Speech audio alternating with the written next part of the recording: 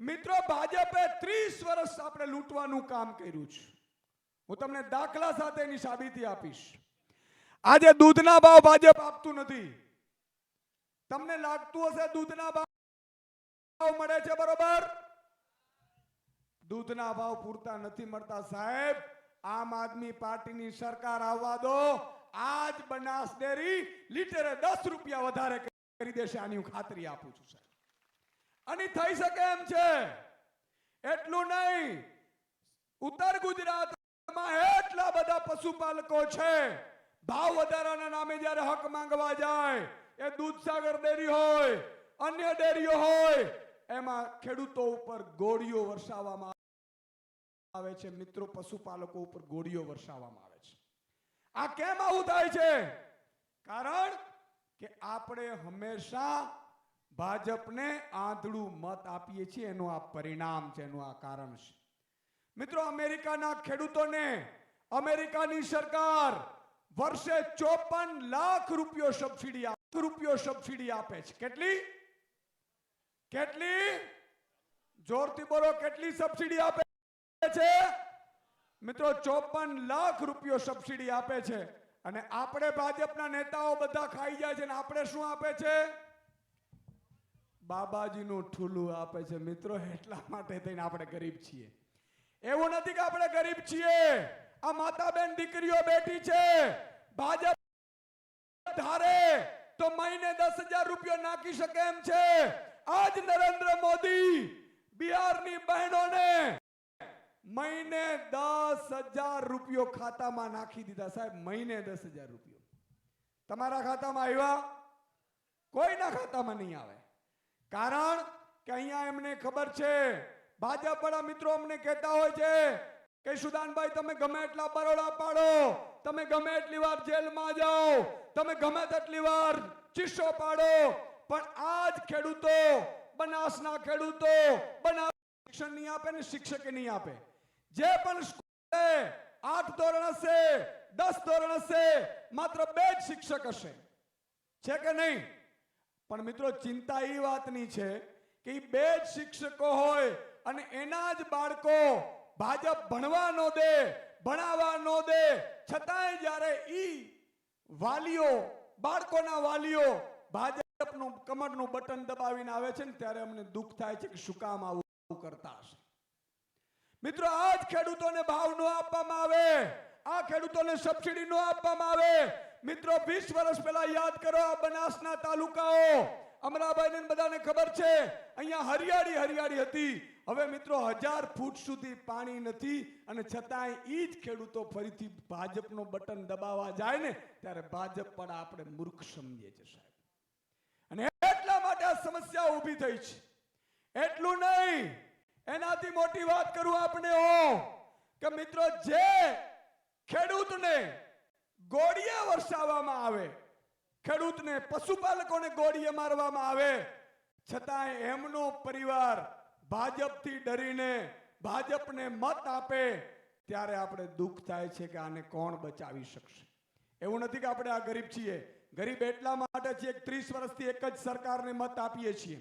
પણ મિત્રો, એકવાર નક્કી કરી લ્યો, ભાજપને એકવાર કાઢો અને ઝાડુને લાવો, હું તમને ખાતરી આપું છું, બીજા 5 વર્ષ પછી 32માં તમારી પાસે મત માંગવા આવીશું ને, ત્યારે તમે 4 વ્હીલ લઈને આવશો. આ હું ગેરંટી આપું છું. પણ એના માટે સરકાર બદલવી પડે. આપ રાજસ્થાનમાં જાઓ, દર 5 વર્ષે કરદા બદલી નાખે. બીજે બધે જાઓ, દર 5 વર્ષે બદલી નાખે. બધે જાઓ, દર 5 વર્ષે બદલી નાખે. અને મિત્રો, હમણાં સરકારે એક જાહેરાત કરી છે, 15 વર્ષ જૂની ગાડી નહીં ચલાવવાની, yani કે રોડ નહીં ચલાવવાની, yani કે રોડને નુકસાન થાય.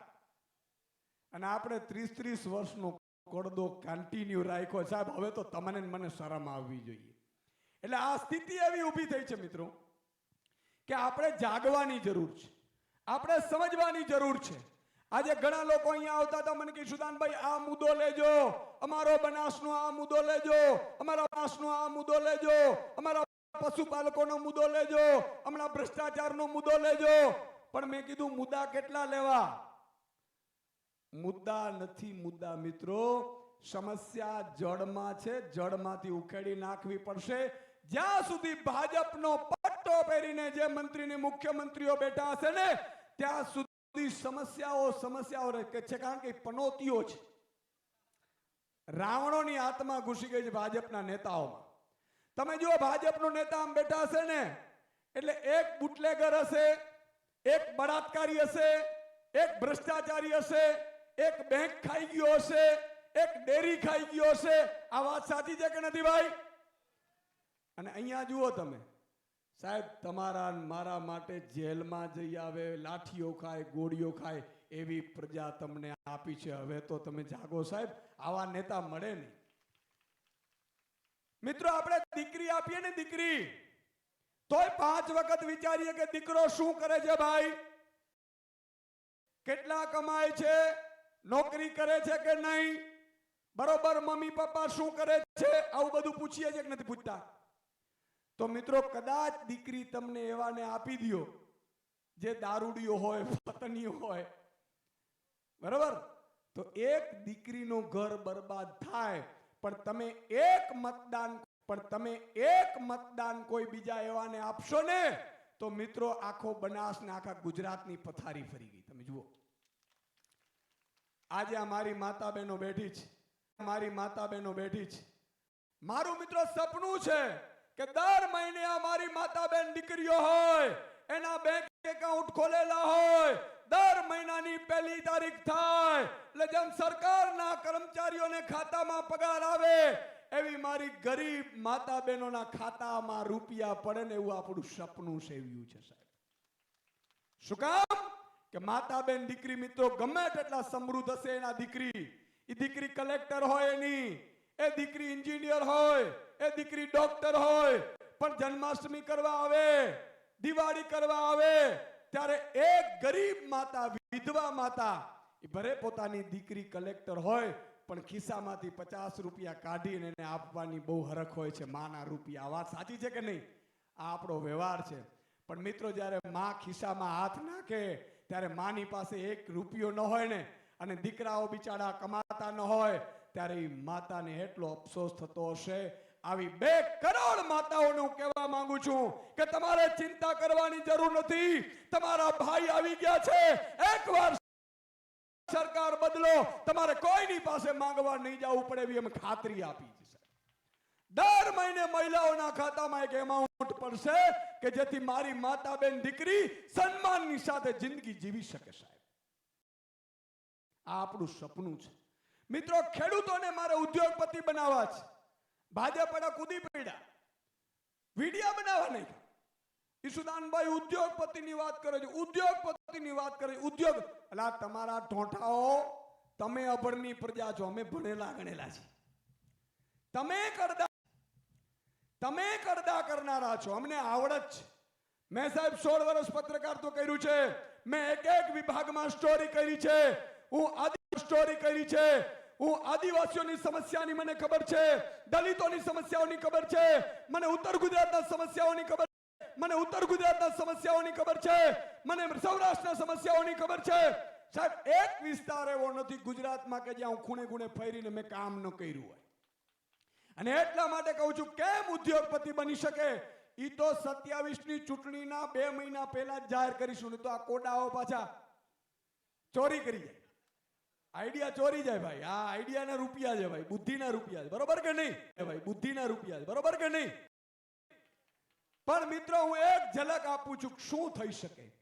આજે અમારું બનાસ છે, બનાસમાં હજારો ખેડૂતો છે. જો અમેરિકા 54 લાખ રૂપિયા વર્ષે સબસિડી આપી શકતું હોય અને ગુજરાતમાં ખેડૂતોને પૂરતા ભાવ મળે, ગુજરાતમાં 3 ઉપજ લઈ શકે એવી વ્યવસ્થા મળે, એપીએમસીમાં જે કરદા કરે છે એ કરદા ન કરવામાં આવે, એના ઘરેથી પૂરતા ભાવમાં એમએસપીના ભાવેથી ખરીદી કરવામાં આવે અને ખેડૂત છે જેમ આદિવાસી રીતે સાચી આઝાદી મળે. આજે તમે અહીંથી જાઓ, પોલીસ વાળા રોકે તો તમે બિચારા થાકી જાઓ છો કે નહીં? ખિસ્સામાંથી રૂપિયા આપી દે કે નહીં? મિત્રો આપણી સરકાર આવશે, હું ખાતરી આપું છું. વિડીયો બનાવીને રાખી લેજો. અને કમળ ઘટાઓને કહું છું વિડીયો તમે જરૂર રાખજો. મને ખબર છે એ પ્રશ્ન પૂછવા પાછા અમને આવશે. એના બાપોને 30 વર્ષથી આ પૂછવા પાછવાનું તે ત્રેવડ નથી. જો 30 વર્ષથી આ તમારા કમરગટિયાઓને પ્રશ્ન પૂછ્યા હોત ને તો અમારે રાજનીતિમાં આવવાની જરૂર ના પડત. ખદડાઓ.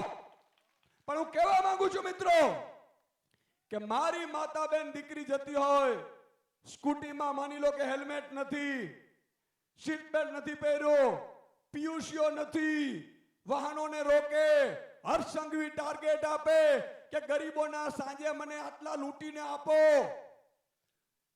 પોલીસને એવી કોઈ સત્તા આપવામાં આવશે નહીં. પોલીસ રૂપિયા તમારી પાસેથી લઈ શકે સાહેબ. ખેલ ખતમ. પોલીસ અમેરિકાની જેમ માત્ર રક્ષણ કરે, માત્ર સુરક્ષા કરે. માત્ર પોલીસ આવે એ પોલીસનું કામ રક્ષણ અને સુરક્ષાનું છે. પોલીસનું કામ લૂંટવાનું કે દલાલી કરવાનું નથી. આ વ્યવસ્થા આપણે ઊભી કરીશું સાહેબ.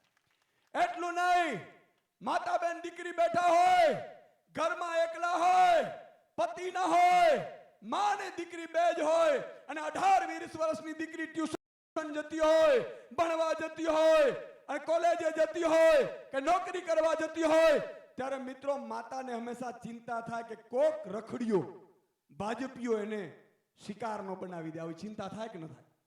અને મિત્રો આજે શું થાય છે? ભાજપનો મંત્રી હોય, ભાજપની નેતાઓ હોય, દીકરીઓને ભગાડી જાય, દીકરીઓને હેરાન કરે, દીકરીઓનું શોષણ કરે. પોલીસ સ્ટેશને માતા જાય, માતાનું કોઈ સાંભળે નહીં. માતા દર ધક્કા ખાય, દીકરીને પીખી નાખ્યા નાલાયકો, છતાંય પોલીસ ફરિયાદ નથી લેતી. આ વાત સાચી છે? આ વાત સાચી છે? મિત્રો આપણે સરકારમાં એવી વ્યવસ્થા પેદા કરીશું કે મારી માતા બેન દીકરી હોય, દીકરી છેડતી કદાચ કોઈએ કરી હોય, એ મંત્રી કે મુખ્યમંત્રીનો દીકરો હોય, દીકરી ઘરે આવીને માતાને વાત કરી કે મમ્મી આજે મારી સાથે આ વ્યક્તિએ અભદ્ર વ્યવહાર કર્યો ની મંત્રીનો દીકરો છે. અને મિત્રો માતા ખાલી મિસકોલ મારવાનો અને મિસકોલ મારે અને ઓનલાઈન FIR નોટ થઈ જાય અને બીજા દિવસનો સૂરજ ઉગે ત્યાં મંત્રી હોય, મુખ્યમંત્રી હોય કે મંત્રીનો દીકરો હોય જેલમાં હોય ને આવી વ્યવસ્થા પેદા કરવી સાહેબ.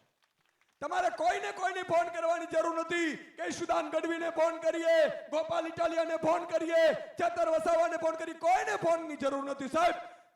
સરકાર એવી લાવવી છે, શાસન એવું લાવવું છે. આઝાદી તમને અપાવી છે. અત્યારે આઝાદી નથી, યાદ રાખજો તમે. અત્યારે માનસિક આપણે ગુલામી છીએ. કોના ગુલામ છીએ?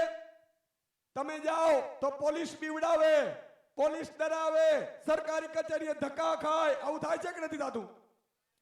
મિત્રો આપણી સરકાર આવશે, કોઈએ સરકારી કચેરીમાં જવાની જરૂર નથી.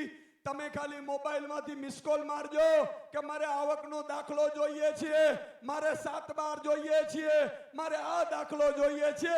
બીજા દિવસે સરકારી કચેરી વાળો તમારા ઘરે આવીને આપી જશે. આ વ્યવસ્થા પેદા કરવી છે મિત્રો. આનાથી અટકવું નથી. એટલે આ ભાજપ અને ખૂંચીએ છીએ આપણે કણાની જેમ. ભાજપ અમને મારવા માંગે છે, જેલમાં પૂરવા માંગે છે, ખતમ કરવા માંગે છે. શું કામ? કે એકવાર અમે સરકારમાં આવી ગયા અને આ વ્યવસ્થા લાવી દીધી તો મિત્રો ભાજપ વાળા ક્યારેય જિંદગીમાં સત્તા પર નહીં આવી શકે. એને ડર છે. અને એનાથી મોટું ડર ઈ છે કે ભાજપના નેતાઓ જે 5-5 હજાર કરોડની સંપત્તિ ભેગી કરીને બેઠા છે, એને ખબર છે કે આ નવયુવાનો સરકારમાં આવ્યા તો સાહેબ અમારી સંપત્તિ પ્રજાને પાછી આપી દેશે. એને બીક છે ને એટલા માટે. આજે મને ડોક્ટર રમેશ કહેતા હતા, આ મંડપ છે ને મિત્રો, આ મંડપની વ્યવસ્થા આપણે નક્કી કરી હતી. સાંભળજો, મંડપ પડા ભાઈએ રાત્રે ના પાડી દીધી ભાજપના દબાણથી કે હું મંડપ નહીં ખોડું. કારણ કે આમ આદમી પાર્ટીની કિસાન મહાપંચાયત છે, આમ આદમી પાર્ટીના યોદ્ધાઓ આવશે, ઈ લોકોને જાગૃત કરશે, લોકો જાગૃત થશે, અમારી સભાઓમાં પછી નહીં આવે, અમારાથી ભરમાવશે નહીં, અને પછી અમારી સરકાર જાશે તો અમારે જેલમાં જવું પડશે. એટલા માટે થઈને મંડપવાળાને ધમકી આપી. બોલો, મંડપ ન ગોઠવાઈ દીધા. આ ડર છે. પણ મિત્રો આપણે એવી પણ વ્યવસ્થા કરવી છે. અહીંયા માતા બેન દીકરીઓ બેઠી છે. આજે આપણે રાશન મળે છે ને, રાશન કેટલા લઈએ છે? હાથ ઊંચો કરજો. મહિને રાશન મળતું હોય લાઈનમાં જવું પડે છે, તમારે મહિને લાઈનમાં ઊભવું પડે છે. દર વખતે રાશન વાળા એવું કે આ વખતે તેલ નહીં આવ્યું, ઉપરથી બંધ છે. ખાંડ નથી આવી, ઉપરથી આવ્યું નથી, આવું કહે છે ને. મિત્રો, આમ આદમી પાર્ટીની સરકાર આવશે, હું તમને ખાતરી આપું છું કે તમારે ક્યારે રાશન લેવા જવું નહીં પડે. તમારે મહિને પેકિંગ કરી અને સરકારી નોકરો તમને રાશન ઘરે આવીને આપી જશે. આ વ્યવસ્થા પેદા કરીશું. આવું જોઈએ છે? કેટલાને જોઈએ છે? હાથ ઊંચો કરે એટલે મને ખબર પડે. આવું જોઈએ છે? આવું જોઈએ છે તો તમારે આવા ટનાટન શોધવા પડે ભાઈ હીરા. હો ભાઈ, સાચું કે નહીં? જો બે રસ્તા છે, કાં બુચસિયાઓને પસંદ કરો જે ચૂંટણી ટાણે રૂપિયા આપી, દારૂ આપી, ભજીયા ખવડાવી, જ્ઞાતિના આગેવાનને ફોડી અને મત લઈ જાય અને પછી 5 વર્ષ તમને ને મને બૂચ મારી દે. અને કાં એવા પસંદ કરો કે સાહેબ કાંઈ ન હોય પણ છતાંય દિલના સાફ હોય, ઈમાનદાર હોય, નિષ્ઠાવાન હોય અને તમારા અને મારા માટે ગોળી ખાવા તૈયાર હોય ને એવા નેતાઓને પસંદ કરો સાહેબ. આજે બનાસની હાલત જોઈ અને મને મતલબ દુઃખ લાગે છે. આજે અહીંયા પાણી નથી પહોંચતા, ડેમોમાંથી પાણી છોડવામાં નથી આવતા, એપીએમસીમાં લૂંટ ચાલવામાં આવે છે, આ ઊંઝા એપીએમસીમાં રિંગ કરવામાં આવે છે, ખેડૂતોને ઓછા ભાવ આપવામાં આવે છે. આ બધી સમસ્યાનો એક જ ઈલાજ છે, ગુજરાતમાં સરકાર બદલો.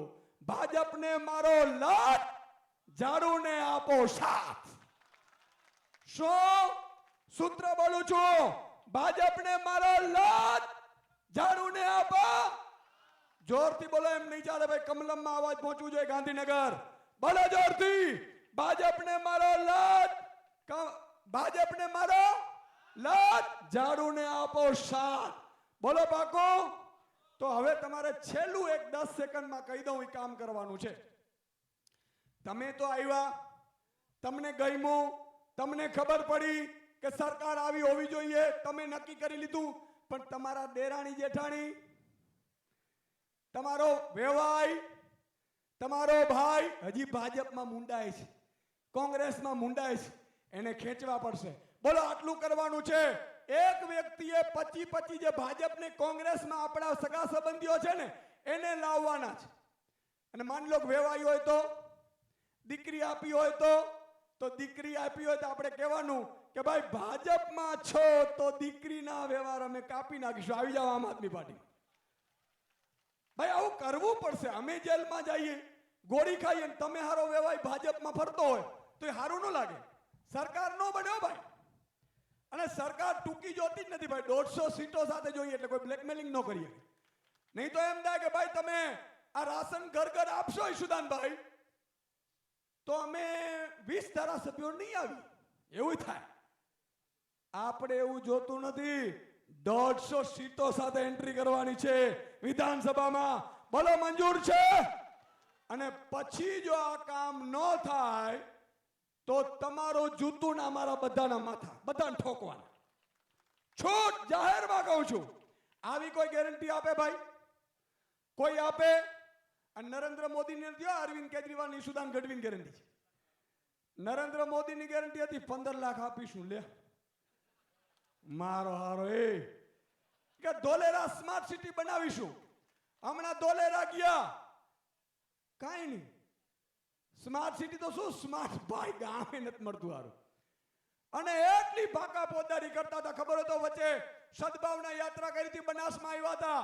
મિત્રો, કેટલા આપું? ભાઈઓ બહેનો તમે બોલો, કેટલા આપું? 200 કરોડ, 500 કરોડ, 1000 કરોડ, લે 1500 કરોડ. ક્યાં? મારા હારા ગટિયાઓ ખરેખર ગજબ ના જો. આપણે એમ થાય કે યાર આ ભગવાનથી પણ ડરતા નહીં હોય. મને એવું લાગે છે કે આ બધાને પાછું ભૂંડ થઈને આવવું છે આપણા ખેતરોમાં. કર્મના સિદ્ધાંતમાં માનજો. ભાજપ વાળાને કહું છું, ખેડૂતોને, પશુપાલકોને, ગરીબોને, મજૂરોને, શ્રમિકોને લૂંટશો નહીં. એની જો બદદુઆ લાગશે ને તો તમારી પેઢીઓ બગડી જશે. નાલાયકો, હવે સુધરો, આ કહેવાની આપણે જરૂર છે.